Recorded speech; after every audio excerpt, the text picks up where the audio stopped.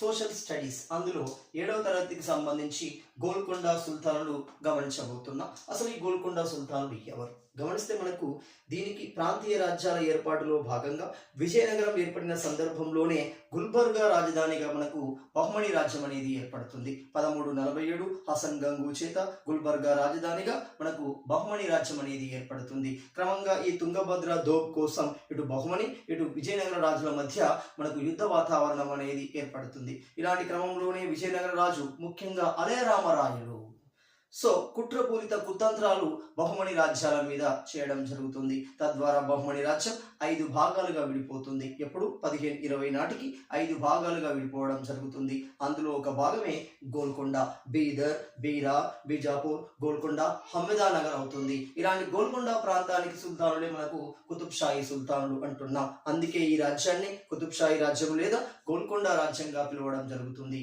అంటే గోల్కొండ ప్రధాన కేంద్రంగా వీరు పరిపాలిస్తారు. మరి ఎప్పుడు పరిపాలించారు, ఎంతవరకు పరిపాలించారు? 1512 నుండి 1687 వరకు పరిపాలించడం జరిగింది. చివరకు ఔరంగజేబ్ ఔరంగజేబ్ దాడి వలన అది క్రమంగా మొఘల్ సుల్తానులో ఒక సుభాగా మారడం జరుగుతుంది. మరి ఆ సందర్భంలో గోల్కొండ సుల్తాన్ ఎవరున్నారు? అబుల్ హసన్ తానీషా ఉండడం జరుగుతుంది. ఇక్కడ ఒక విషయాన్ని గమనించా, గోల్కొండ సుల్తాన్ రాజ్యాన్ని ఏర్పాటు చేసిన వ్యక్తి కుతుబ్ ఉల్ ముల్క్ లేదా కులీ కుతుబ్ షా అంటాం. గోల్కొండ రాజ్యానికి సంబంధించిన చివరి సుల్తాన్ ఎవరవుతున్నారు? అబుల్ హసన్ తానీషా అంటున్నాం. మరి ఎంతమంది సుల్తానులు పరిపాలించారు? 1512 నుండి 1687 మధ్య.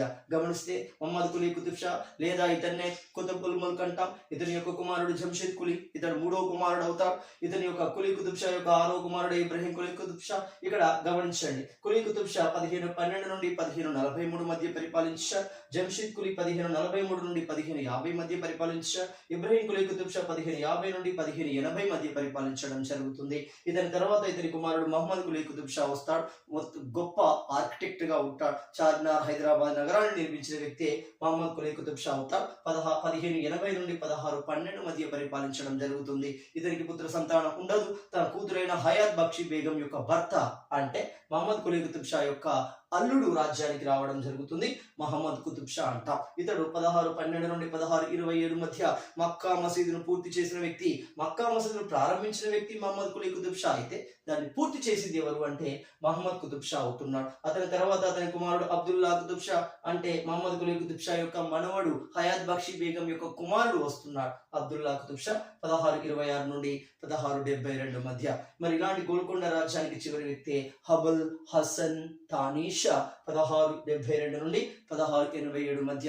1687 అక్టోబర్లో ఔరంగజేబ్ గోల్కొండ రాజ్యంపై దాడి చేసి దాన్ని మొఘల్ సామ్రాజ్యంలో విలీనపరచడం జరుగుతుంది. మరి 1512 నుండి 1687 మధ్య గోల్కొండ సుల్తానులు ఎలాంటి కాంట్రిబ్యూషన్ ఇచ్చారు?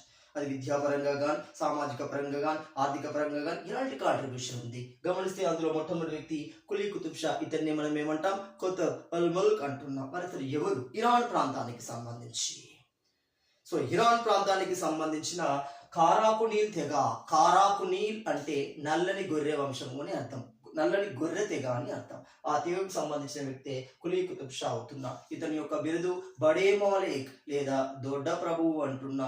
ఇతడు గోల్కొండ కేంద్రంగా మసీదులు నిర్మించాడు, ఉద్యానవనాలను కూడా నిర్మించడం జరుగుతుంది. చివరకు తెలంగాణ బహ్మణి గవర్నర్ గా పనిచేయడం జరిగింది. 1512లో స్వతంత్ర రాజ్యాన్ని స్థాపించిన వ్యక్తే కులీ కుతుబ్ షా అవుతున్నాడు. చివరగా 99 సంవత్సరాల వయసులో గోల్కొండ కేంద్రంగా మసీదులో తన కుమారుడైన జంషీద్ కులీ చేత హత్య గావించబడ్డాడు.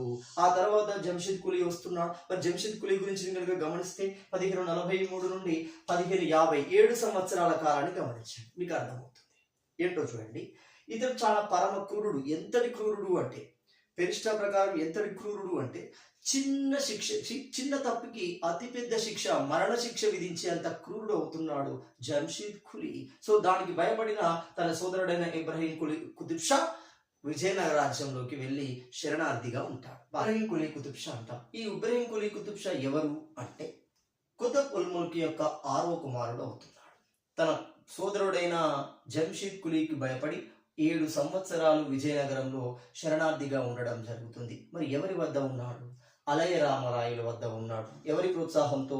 సదాశివరాయల యొక్క ప్రోత్సాహంతో అక్కడ 7 సంవత్సరాలు శరణార్థిగా ఉన్నాడు. వాళ్ళు చేసే కార్యక్రమాలన్నింటినీ గమనిస్తున్నాడు. తెలుగు భాష అభివృద్ధికి వారు చేపట్టిన చర్యలను గమనించడం జరిగింది. ఎప్పుడైతే జంషిద్ కులీ మరణించాడో క్రమంగా వచ్చి గోల్కొండ సుల్తాన్గా ప్రకటించబడుతున్నాడు. 30 సంవత్సరాల పరిపాలనలో ఇబ్రహీం కులీ మరి ఇలాంటి చర్యలు చేపట్టాడు. ముఖ్యంగా విజయనగర రాజుల నుండి భాషా ప్రోత్సాహం, తెలుగు భాషా ప్రోత్సాహం యొక్క చర్యలు చేపట్టడం జరిగింది. అందుకే తెలంగాణ కేంద్రంగా తెలుగు కవుల చేత ఇబ్రహీం కులీ మల్కీబరాముడు లేదా మరో రాముడుగా పిలువబడ్డాడు. అదేవిధంగా ఉర్దూ కవుల చేత షాజరాఫ్ ఉర్దూగా పిలువబడడం జరిగింది. అందుకే ఇబ్రహీం కులీ కుతుబ్ షా యొక్క కవి పండిత పరిషత్తును మనం ఏమంటాం? రెండో భువన విజయంగా పిలవడం జరుగుతుంది. అంతేకాకుండా ఇబ్రహీం కులీ కుతుబ్ షా కాకతీయుల యొక్క పరిపాలన విధానాల పట్ల ఆకర్షితుడు కావడం జరిగింది. అందుకే కాకతీయుల కాలంలో సైన్యంలో వివిధ హోదాలలో పనిచేసిన అధికారులను రప్పించుకున్నాడు, తన వద్ద చేర్పించుకోవడం జరిగింది. చేర్పించడమే కాకుండా వారికి కొన్ని అంశాలలో స్వతంత్ర హోదాను ఇచ్చాడు. మరి ఇలాంటి అంశాలు వాళ్ళకు కట్టబెట్టాడు అంటే కొంతమందికి కోటలను నిర్మించే కార్యక్రమాన్ని చేపట్టడం జరిగింది. వారి ఆధ్వర్యంలోనే కోటలు నిర్మించే కార్యక్రమాన్ని చేపట్టాడు. కొంతమందికి వ్యవసాయంలో స్వయం ప్రతిపత్తిని ఇవ్వడం జరిగింది. సో ఇలా స్వతంత్ర హోదాలను కల్పించి వారి ద్వారా రాజ్య పటిష్టతను చేపట్టడం జరిగింది. అంతేకాకుండా నీటిపారుదల సౌకర్యం కోసం కాకతీయులు నిర్మించిన చెరువు విధానాలను కూడా ఎవరు? మనకు ఇబ్రహీం కులీ కుతుబ్ షా అనుసరించడం జరిగింది. బెస్ట్ ఎగ్జాంపుల్ చూద్దాం. సో హైదరాబాద్ ప్రజలకు మంచి నీరు కావాలి. సో మూసీ నది నుండి నీరును తెప్పించే ప్రయత్నంలో భాగంగా మనకు హుస్సేన్ సాగర్ నిర్మించబడడం జరిగింది 1562లో. మరి హుస్సేన్ సాగర్ ఎవరి ఆధ్వర్యంలో, ఎవరి జ్ఞాపకార్థం నిర్మించబడింది? ఇబ్రహీం కులీ కుతుబ్ షా యొక్క అల్లుడు హజరత్ హుస్సేన్ షావలి. ఎవరి హజరత్ హుస్సేన్ షావలి? ప్రముఖ సూఫీ సన్యాసి అవుతారు. ఇతని యొక్క జ్ఞాపకార్థం మనకు హుస్సేన్ సాగర్ అనేది నిర్మించబడడం జరిగింది. అంతేకాకుండా లంగర్ హౌస్, భిక్షాటన చేసే వారికి వసతి, అదేవిధంగా ఇబ్రహీం బాగ్, పూల్ బాగ్, అదేవిధంగా పురాతన బ్రిడ్జ్ లేదా పురాణ పూల్ 1578లో నిర్మించాడు మూసీ నదిపై. మూసీ నదిపై నిర్మించిన పాత వంతెన, దాన్ని మనం పురాణ పూల్ అంటాం. నిర్మించిన వ్యక్తి ఇబ్రహీం కులీ అవుతున్నాడు. అంతేకాకుండా అనేక మంది కవులను పోషించాడు. మరి ఇతని కాలానికి సంబంధించిన కవులు గమనిస్తే ఒకరు అద్దంకి గంగాధర కవి, 2 సింగరాచార్యులు, 3 కందుకూరు రుద్రకవి, 4 పొన్నేగంటి తెలగనారిగా. మరి వీళ్ళు ఎలాంటి గ్రంథాలు రాశారు? ఒకరు గమనిస్తే అద్దంకి గంగాధర కవి తపతి సంవరణోపాఖ్యాన్ని రాశాడు. పొన్నేగంటి తెలగనారయ్య యయాతి చరిత్రను రాశాడు. ఏమవుతుంది? కందుకూరి రుద్రకవి నిరంకుశోపాఖ్యానం, సుగ్రీవ విజయం రాయడం జరిగింది. స్వయంగా ఇబ్రహీం కులీ కుతుబ్ షా కందుకూరి రుద్రకవికి చింతలపాలెం అనే గ్రామాన్ని బహుమానంగా ఇవ్వడం జరిగింది. ఇక్కడ ఇబ్రహీం కులీ కుతుబ్ షా. సో ఆ తర్వాత అతని యొక్క కుమారుడు మహమ్మద్ కులీ కుతుబ్ షా చాలా చాలా ఇంపార్టెంట్.